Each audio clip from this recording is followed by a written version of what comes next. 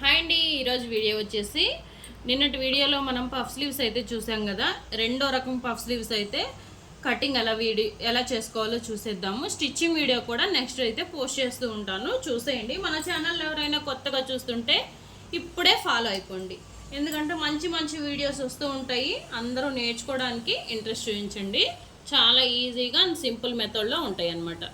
ఇప్పుడు వచ్చేసి హ్యాండ్ పొడవు తీసుకుందాము. నేను 4 మడతల మీద వేసుకున్నాను. క్లాత్ 2 హ్యాండ్స్కి సరిపోతుంది.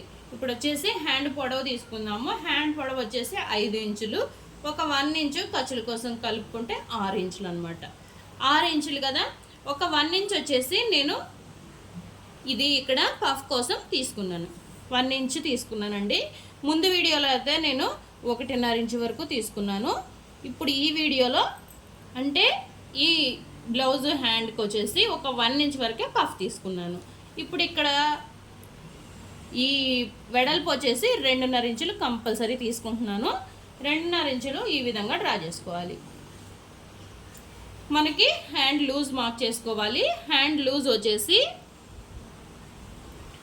5.5 ఇంచులు, అంటే ఫుల్ హ్యాండ్ వచ్చేసి 11 ఇంచులు ఉంది.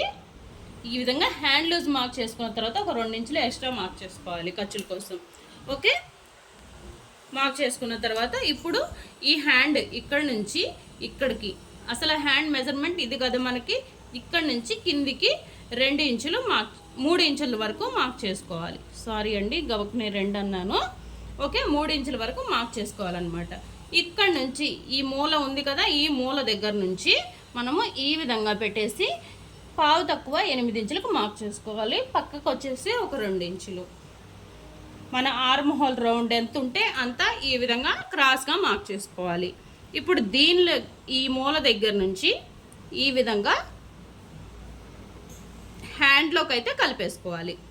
ఓకే, హ్యాండ్లోకి అయితే ఇది ఎగ్జాక్ట్ హ్యాండ్ మనకి, ఇది ఈ గీత దగ్గర నుంచి మనకి ఇది ఎగ్జాక్ట్ హ్యాండ్. ఇక్కడ వచ్చేసి మనం పఫ్ కోసం వదిలిపెట్టుకున్నాం అనమాట. ఇక్కడ వచ్చేసి చిన్నగా ఇలా రౌండ్ షేప్ తీసుకోవాలి. ఓకే, దీన్ని హ్యాండ్లో కలిపేసుకోవాలన్నమాట. ఈ విధంగా హ్యాండ్లో కలిపేసుకొని ఇది మొత్తం కట్ చేసేసుకోవాలి. ఇది ఒక మోడల్ పఫ్ స్లీవ్స్ అండి. నేను నిన్నటి వీడియోలో పెట్టింది ఇంకో మోడల్ అనమాట. అదేవిధంగా 2 మోడల్స్ పఫ్ స్లీవ్స్ ఏ విధంగా స్టిచ్ చేసుకోవాలి అనేది కూడా చూపించేస్తాను. ఇదే విధంగా కట్ చేసుకోవాలి.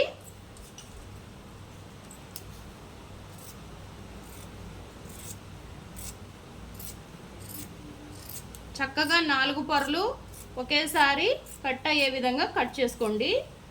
ఎక్కువ స్ట్రెస్ లేకుండా కట్ చేసుకోండి. నిదానంగా ఫాస్ట్గా చేసేయద్దు. మళ్ళీ ఏదైనా మిస్టేక్ వస్తే మళ్ళీ కట్ చేసుకోవాలి క్లాత్ తీసుకుని, అందుకని. ఓకే, క్లాత్ వేస్ట్ అయిపోతుంది కాబట్టి. ఇప్పుడు ఇవి మనకి 2 హ్యాండ్స్ కాబట్టి మధ్యలో జాయింట్ వచ్చింది కదా, దీన్ని విడదీద్దాము. విడిగా కట్ చేసుకుందాము. దీన్ని ఇలా ఓపెన్ చేసుకోవాలి.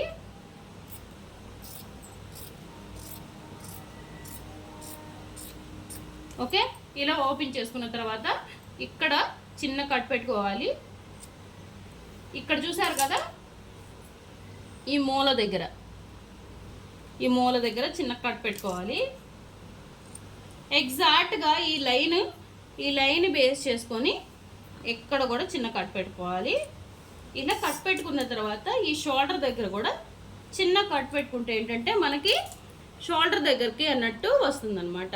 ఈ విధంగా వస్తుంది. హ్యాండ్ అయితే ఈ విధంగా వచ్చేసింది మనకి. ఇది స్టిచ్చింగ్ ఎలాగనేది నెక్స్ట్ వీడియోలో చూసేద్దాము. ఈ కటింగ్ కనుక ప్రాసెస్ మీకు నచ్చినట్లయితే ప్లీజ్ ఒక లైక్ చేయండి, షేర్ చేయండి, సబ్స్క్రైబ్ చేసుకోండి ఛానల్ని. మరెన్నో మంచి వీడియోస్తో మళ్ళీ కలుద్దాము నెక్స్ట్ వీడియోతో.